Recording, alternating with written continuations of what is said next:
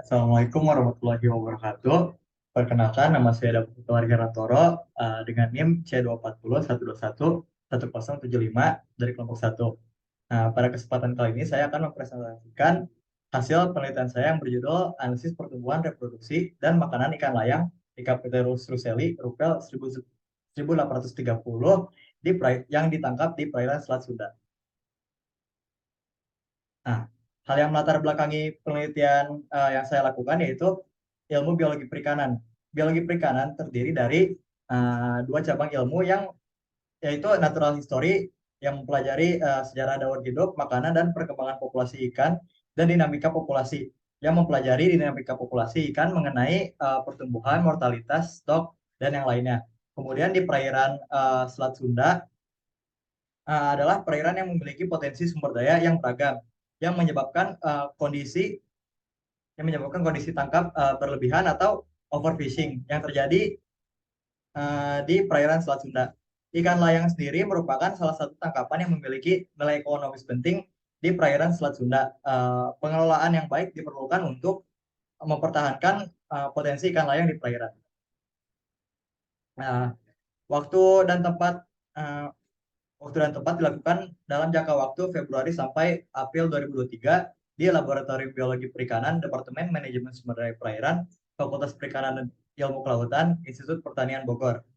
Kemudian berikut alat dan bahan yang saya gunakan. Berikut adalah prosedur kerja yang dilakukan selama penelitian. Dan berikut adalah analisis data pertumbuhan, analisis data reproduksi, dan analisis data makanan ikan. Oke, jadi masuk ke hasil dan pembahasan. Untuk pembahasan pertama, hasil dan pembahasan pertama yaitu pertumbuhan. Berikut uh, tabel grafik distribusi frekuensi panjang dapat dilihat bahwa distribusi frekuensi panjang terbanyak terdapat pada selang kelas 255 sampai 278 dan terendah pada selang kelas 303 sampai 326. Tabel hubungan panjang dan bobot menunjukkan panjang total mempengaruhi bobot ikan sebesar satu satuan 3,4798 dengan uh, koefisien deviasinya sebesar 89%. Kemudian masuk ke faktor kondisi, bisa dilihat bahwa faktor kondisi terbesar berada pada angka 8. Kemudian pada pola pertumbuhan dapat dilihat bahwa pada bulan Februari, Maret, dan April baik ikan jantan maupun ikan betina memiliki hasil alometrik negatif. Nah, pada tabel nisbah kelamin memiliki hasil menunjukkan tidak 1:1 atau tidak seimbang antara ikan jantan dan ikan betina. Uh, Dilihat dari grafik, kemudian dilihat dari grafik TKG jantan dan TKG betina, dapat dilihat bahwa pada perairan Selat Sunda ikan layang jantan didominasi oleh TKG 2 dan ikan layang betina didominasi oleh TKG 3. Kemudian masuk ke reproduk IKG, ke tabel IKG. Nah, pada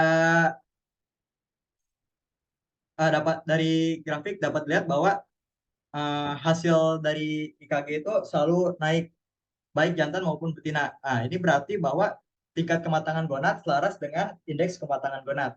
Kemudian masuk ke fekunditas dapat dilihat bahwa panjang total mempengaruhi fekunditas sebesar satu satuan 1,7523 dan bobot total mempengaruhi fekunditas sebesar satu satuan 0,905.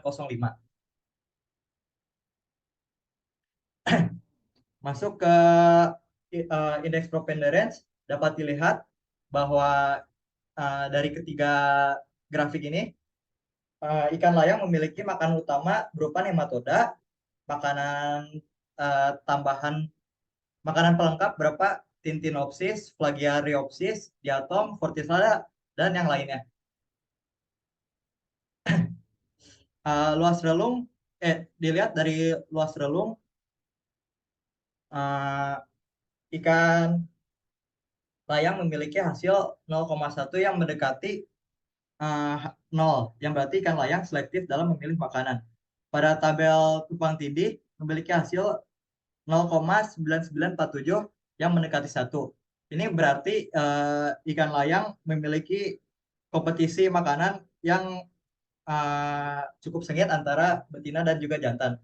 Kemudian hubungan volume makanan dan panjang ikan memiliki nilai R kuadrat pada jantan 3%, betina 1%, dan total 1%. Kemudian panjang usus relatif memiliki hasil kurang dari 1.